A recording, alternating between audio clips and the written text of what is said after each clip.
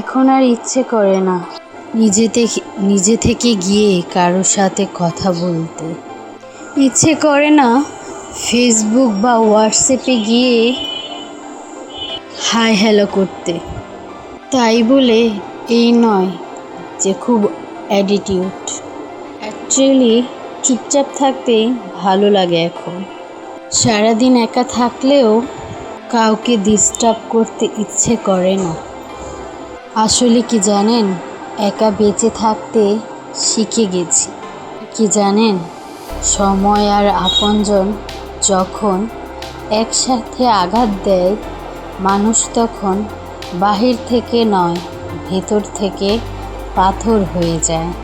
যেখানে আপনার সবচেয়ে বেশি আবদার থাকবে, সেখানে একদিন আপনার কোনো চিহ্নই থাকবে না। জীবনের গল্পগুলো তো একই থাকে, বদলায় তো শুধু চরিত্রগুলো। হারানো সময়টাকে শুধু মিস করা যায়, কখনো ফিরিয়ে পাওয়া যায় না।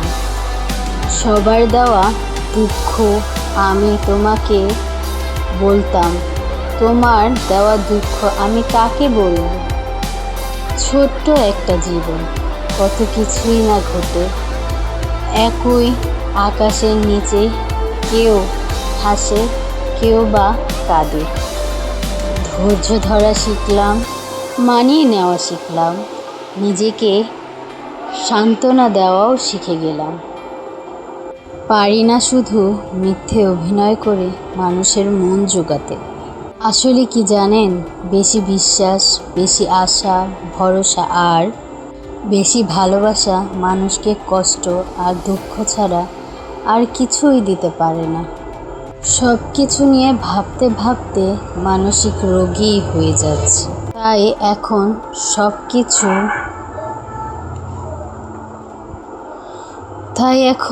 সব কিছু ভাগ্যের উপর আর সময়ের উপরই ছেড়ে দিয়েছি। হাসি খুশি থাকা বলে দুঃখ নেই, ভেবো না শোনার মতো মানুষ নেই বলে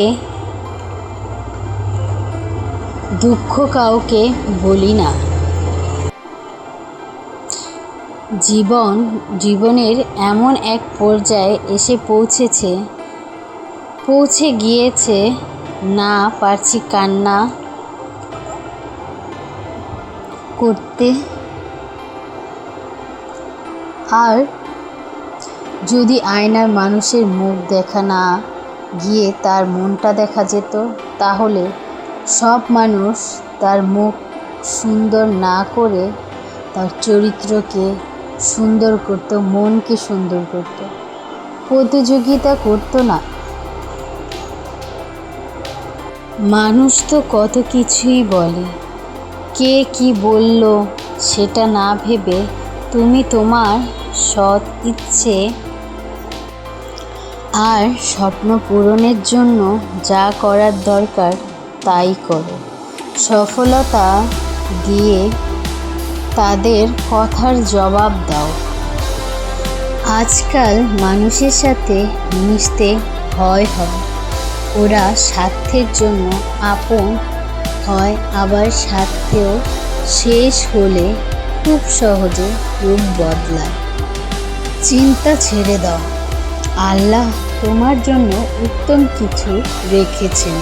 বয়সের তুলনায় জীবনে ঘটে যাওয়া ঘটনাগুলো অনেক বড়।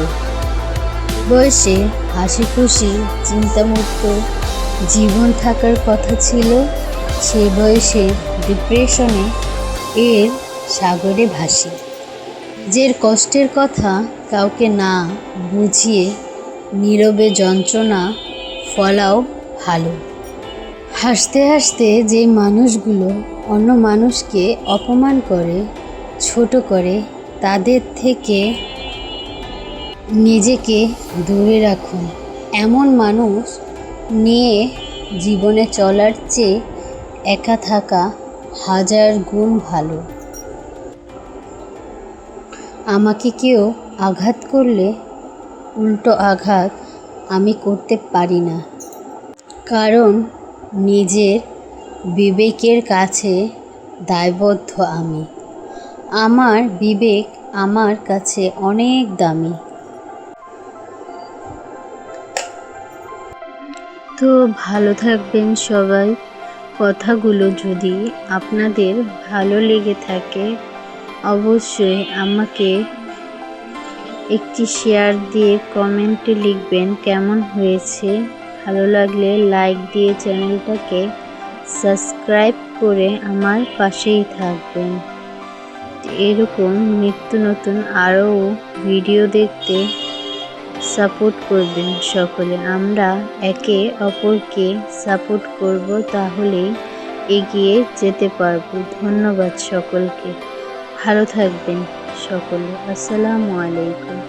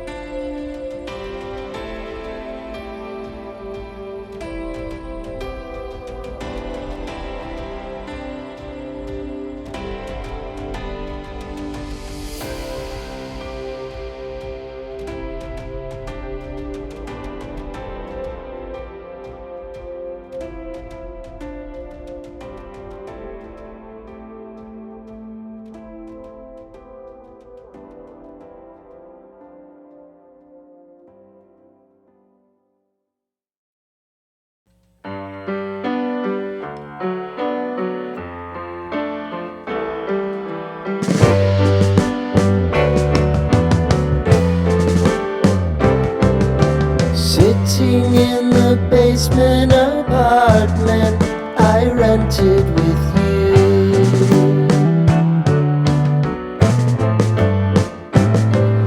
remembering the holiday party we had with the crew.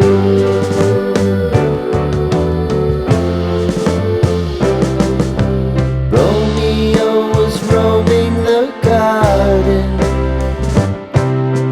Saturday was spent in a